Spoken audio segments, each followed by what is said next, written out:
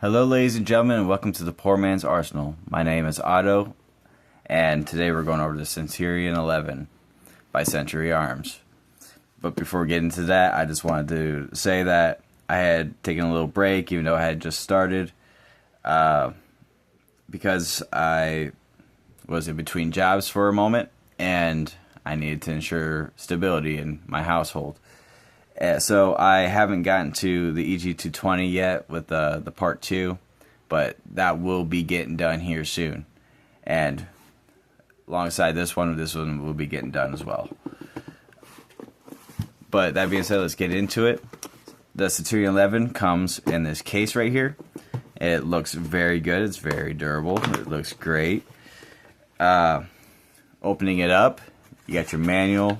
It'll come in a little plastic bag. Yeah, I've already been diving into this guy. And a little pamphlet for joining the NRA.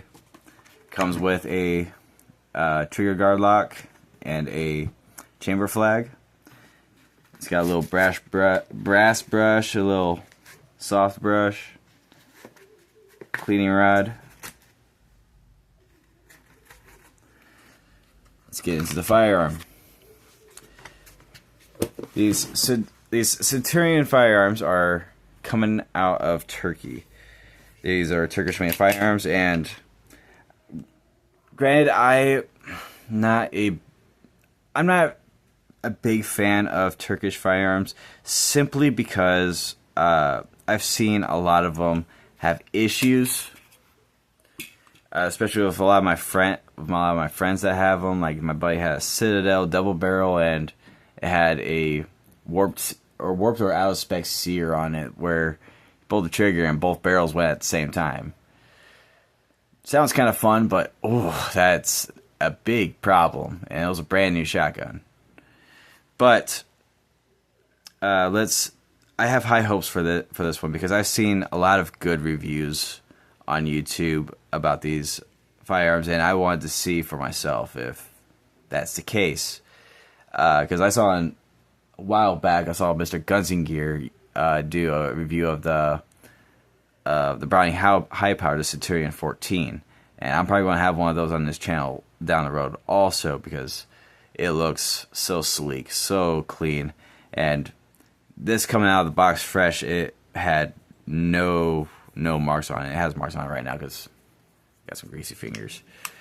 But getting into the field strip of this firearm. First, you gotta turn it up like this. You gotta push the plunger down and rotate this guy 90 degrees. Make sure you keep pressure on the plunger, because it's under that spring tension. If you don't have enough pressure on it, it's gonna go flying. And just like AR-15 little plungers, you don't want them flying, even though this one's a little bit easier to find.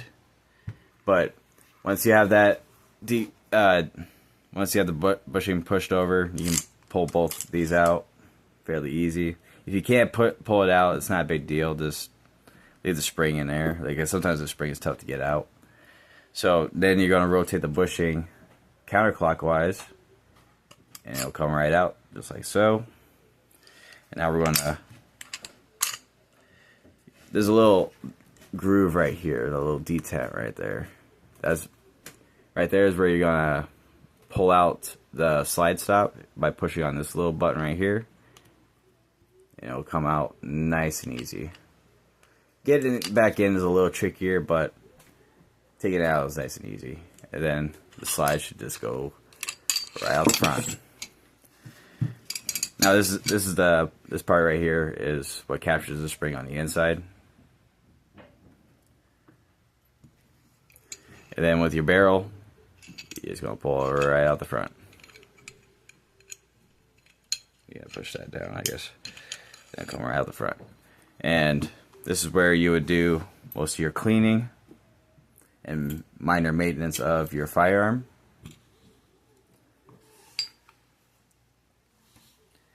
And now for the reassembly. Now, the best thing about this gun, in my opinion, was the price point. I got this one off of Palmetto State Armory for a whopping total, I think it was $328. That is insanely cheap. That is insanely cheap in my opinion, and I just could not pass that up. And the name of the game in this channel's cheap firearms, because what we're going to be doing here is that we're finding some of the cheapest firearms that we can find, and we're going to see if they're worth this shit or not, if they're worth getting. If they're not, because I want to save you guys money, and I don't mind wasting some of my money to do so, because I am also curious about some of these myself, and I just want to, because if you could save some money, who doesn't want to save some money? So when you get the slide back on, there's a little groove in the barrel. Let me see if you can see that. You want that little groove right there. That's what's going to hold your barrel in place. And you're going to take your slide stop and you're going to start off by putting it in there. There's a little detent right here. You have to push on that in order to get that into place. It can be a little tricky just because of how small it is. Sometimes you might need like a punch or something. But if you... Come on now. There we go. Oh, nope, missed it.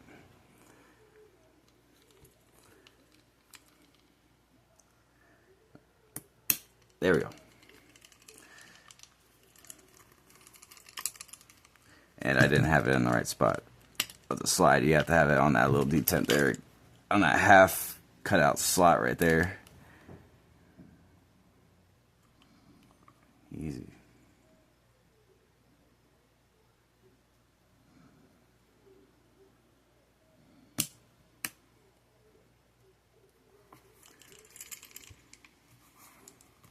There we go. And just like that, back in place.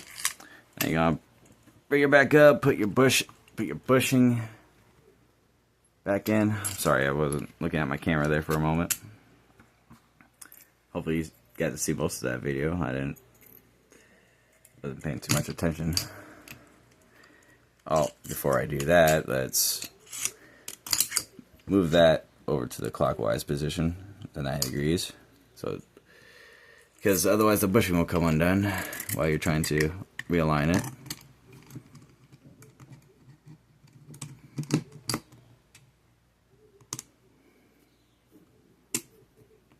And then realign this guy. There we go. Now we'll do a function test to make sure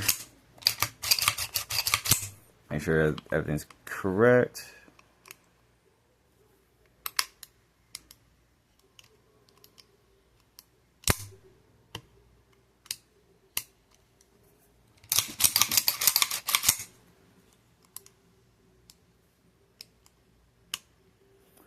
Seems to be functioning. Looks good. But yeah, an insanely cheap 1911. We're gonna find out what it's made of here soon in the next video. This has been Otto with the Poor Man's Arsenal signing out. Thank you. And if you want to support this channel, please give it a like and subscribe and leave a comment. Thank you.